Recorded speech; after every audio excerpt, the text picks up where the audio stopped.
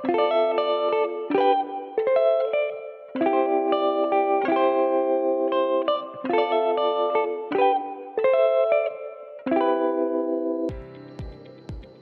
hamdalillah nahmaduhu wa nasta'inuhu wa nastaghfiruh wa na'udzu billahi min shururi anfusina wa min sayyiati a'malina may yahdihillahu fala mudilla lahu wa may yudlil fala hadiyalah.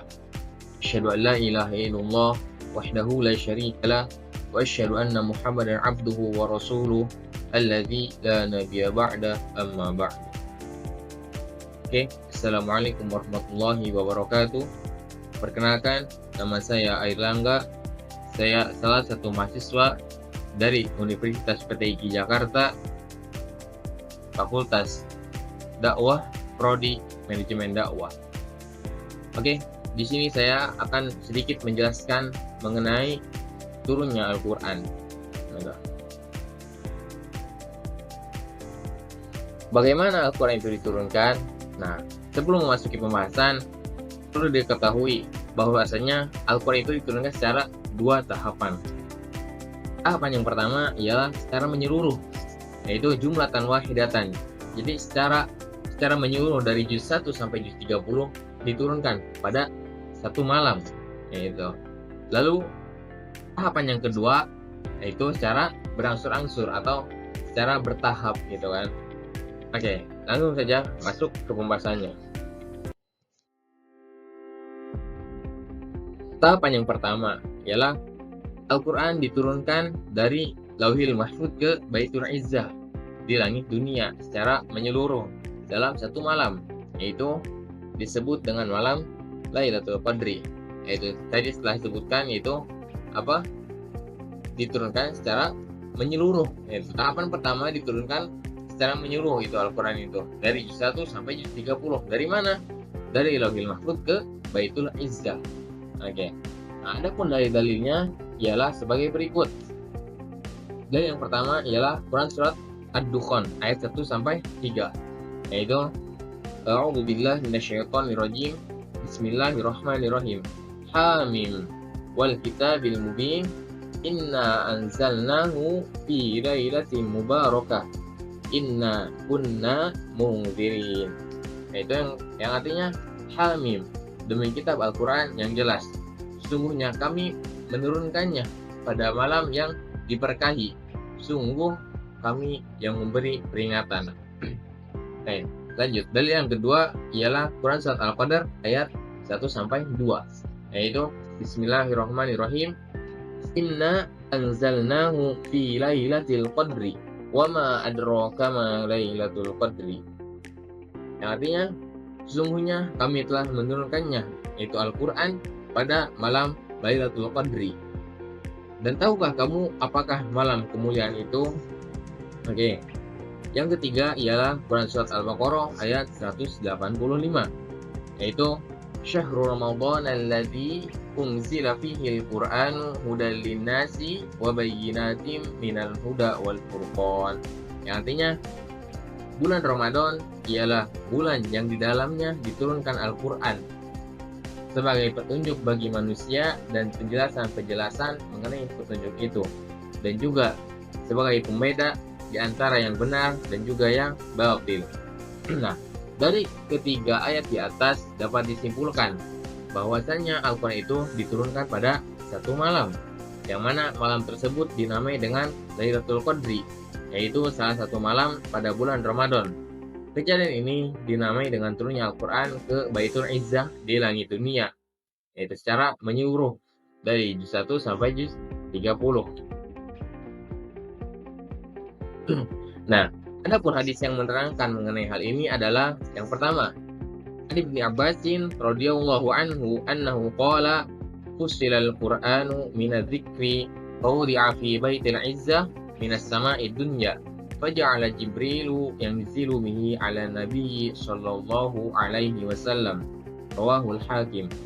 Yang artinya dari Ibnu Abbas radhiyallahu anhu bahwasanya ia berkata, Al-Quran dipisahkan dari Az-Zikri. Az-Zikr itu apa? Yaitu Lauhil Mahfuz, lalu diletakkan di Baitul Izzah yang ada di langit dunia. Kemudian malaikat Jibril alaihissalam menyampaikannya kepada Nabi Shallallahu Alaihi Wasallam. Lalu hadis yang kedua ialah waruya an Ibnu Abbas radhiyallahu anhuma qala unzilal Qur'anu fi lailatul qadri fi syahri Ramadan ila sama'id dunya jumlatan wahidatan thumma unzila nujuman qawluhu nujuman ay ajza'u mutafarriqah rawahu Tabarani. Yang artinya, dan diriwayatkan dari Ibnu Abbas radhiyallahu anhuma, ia berkata, Al-Quran diturunkan pada malam Lailatul Qadri di bulan Ramadan ke langit dunia secara menyeluruh, kemudian diturunkan secara berangsur-angsur. Oke. Terus ini paham? Jadi tahapan pertama ialah Al-Quran diturunkan secara menyeluruh, juz 1 sampai juz 30 gitu kan. Seperti yang kita ketahui sekarang gitu, bahwasanya Al-Quran sudah dibukukan. Nah, itu pertama kalinya Al-Quran diturunkan secara menyeluruh. Dari mana? Dari Lauhil Mahfuz ke Sama'id Dunya yang ada di langit dunia. Itu. Lalu yang kedua, kedua adalah adapun cara turunnya Al-Quran. Yang kedua adalah dari langit dunia ke hati Nabi Muhammad Shallallahu Alaihi Wasallam secara berangsur-angsur. Nah ya, yang pertama kan tadi dari Lauhil Mahfuz ke langit dunia. Nah, tahapan yang kedua baru dari langit dunia ke hati Nabi Muhammad Shallallahu Alaihi Wasallam secara berangsur-angsur. Gitu. Dalam kurun waktu 23 tahun, yaitu semenjak Nabi diutus hingga Nabi wafat. Adapun dalil yang menjelaskan mengenai turunnya Al-Quran secara berangsur-angsur ialah ada dua. Yang pertama, Quran surat Al-Isra ayat 106, yaitu wa Qur'ana faraqnahu litaqra'ahu 'alan nasi 'ala muktin wa nazzalnahu tanzila, yaitu dan Al-Quran kami turunkan secara berangsur-angsur agar engkau wahai Muhammad membacakannya kepada manusia secara perlahan-lahan, dan kami menurunkannya secara berangsur-angsur. Lalu dari yang kedua adalah Quran surat Al-Furqan ayat 32, yaitu waqala alladziina kafaru laula nuzila 'alaihi al-Qur'anu jumlatan wahidah kadzalika linutsabbita bihi fu'adak wa rattalnahu tartila. Artinya, dan orang-orang kafir berkata, mengapa Al-Quran itu diturunkan kepadanya sekaligus? Demikianlah agar kami memperteguh hatimu wahai Muhammad dengannya, dan kami membacakannya secara tartil, yaitu secara berangsur-angsur.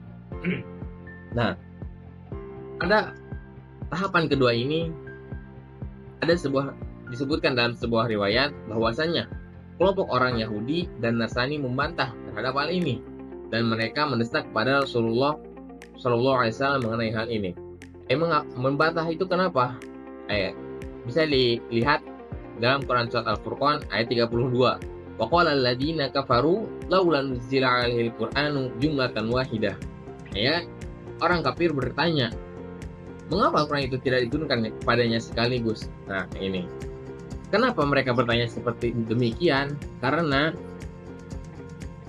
kitab-kitab sebelumnya yang diturunkan kepada Nabi dan Rasul sebelumnya diturunkan secara langsung dalam jumlatan wahidah, secara menyeluruh.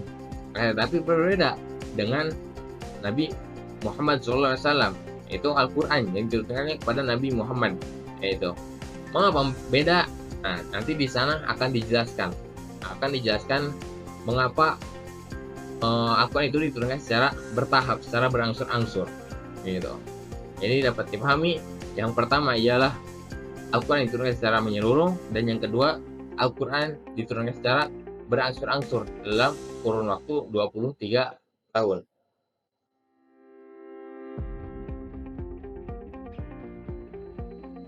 Oke, nah masuk ke pembahasan yang terakhir ini. Tadi disebutkan bahwasanya Al-Quran itu diturunkan secara berangsur-angsur gitu. Nah, terdapat hikmah dari turunnya Al-Quran secara berangsur-angsur. Dalam pembahasan mengenai turunnya Al-Quran secara berangsur-angsur, terdapat banyak hikmah yang dapat diambil darinya gitu. Di antaranya ialah setidaknya di sini disebutkan 6 saja gitu. Yang pertama, untuk menguatkan hati Nabi Muhammad SAW terhadap celaan orang-orang musyrik. Itu. Yang kedua, meringankan perasaan Nabi Muhammad SAW ketika turunnya wahyu. Lalu yang ketiga, penurunan hukum syariat secara bertahap. Yang keempat, agar memudahkan bagi kaum muslimin untuk menghafal dan memahaminya. Kelima, turun seiring berjalannya waktu dan sesuai dengan permasalahan yang terjadi. Lalu yang terakhir adalah Al-Quran merupakan sumber petunjuk bagi seluruh alam semesta. Itu. Nah, hikmah yang pertama ialah untuk menguatkan hati Nabi Muhammad SAW terhadap celaan orang-orang musyrik. Nah, terkadang Nabi Muhammad SAW mendapatkan celaan dari orang-orang musyrik, ya, orang-orang kafir yang ada pada zaman itu. Nah, dengan turunnya Al-Quran secara berangsur-angsur, yaitu ketika ada orang yang menghina kepada hati Nabi Muhammad SAW, maka Allah menurunkan suatu ayat, yaitu suatu ayat baik berita ataupun perintah pada Nabi Muhammad SAW untuk menguatkan hati Nabi Muhammad SAW serta membuatnya gembira, gitu. Nah, lalu yang kedua, meringankan perasaan Nabi Muhammad SAW ketika turunnya wahyu. Itu. Jadi maksud dari yang kedua ini ialah meringankan. Jika saja kita ibaratkan menulis buku dalam satu malam, itu kan tidak bisa kan. Nah, maka secara logikanya seperti itu. Dia meringankan perasaan Nabi Muhammad SAW ketika turunnya wahyu secara bertahap. Jadi sedikit demi sedikit, gitu. Lalu yang ketiga, penurunan hukum syariat secara bertahap, yaitu hukum syariat diturunkan secara bertahap. Itu seperti halnya Homer. Kalau itu kan penurunan syariat secara bertahap, ada 3 tahapan, yaitu tidak sekaligus. Lalu yang keempat, agar memudahkan bagi kaum muslimin untuk menghafal dan memahaminya. Nah, pada penjelasan yang keempat ini yaitu ya tentu untuk memudahkan bagi kaum muslimin untuk menghafal dan memahaminya. Karena pada zaman itu tidak ada alat tulis apapun kecuali dengan menghafal dan memahaminya. Itu. Lalu yang kelima, turun seiring berjalannya waktu dan sesuai dengan permasalahan yang terjadi. Nah, ini kan sama saja dengan poin yang ketiga, yaitu penurunan hukum syariat secara bertahap. Nah, ini berkaitan, saling berkaitan. Poin kelima dan ketiga itu saling berkaitan. Lalu yang terakhir adalah Al-Quran merupakan sumber petunjuk bagi seluruh alam semesta. Nah, ini sudah dipahamilah oleh semua kalangan masyarakat bahwasanya Al-Quran merupakan sumber petunjuk bagi seluruh alam semesta. Nah, kesimpulan. Kesimpulan yang pertama ialah bahwasanya Al-Quran diturunkan dengan 2 cara, yaitu secara menyeluruh yang mana diturunkan dari Lauhil Mahfuz ke Baitul Izzah yang ada di langit dunia. Lalu yang kedua, secara berangsur-angsur selama 23 tahun dari langit dunia ke hati Nabi Muhammad SAW. Lalu yang kedua ialah dalam turunnya Al-Quran secara berangsur-angsur setidaknya terdapat beberapa hikmah yang dapat diambil oleh kita, yaitu untuk menguatkan hati Nabi Muhammad SAW terhadap celaan orang-orang musyrik, lalu meringankan perasaan Nabi Muhammad SAW ketika turunnya wahyu, lalu menurunkan hukum syariat, penurunan hukum syariat secara bertahap, lalu agar memudahkan bagi kaum muslimin untuk menghafal dan memahaminya, terus turun seiring berjalannya waktu dan sesuai dengan permasalahan yang terjadi, dan yang terakhir, Al-Quran merupakan sumber petunjuk bagi seluruh alam semesta.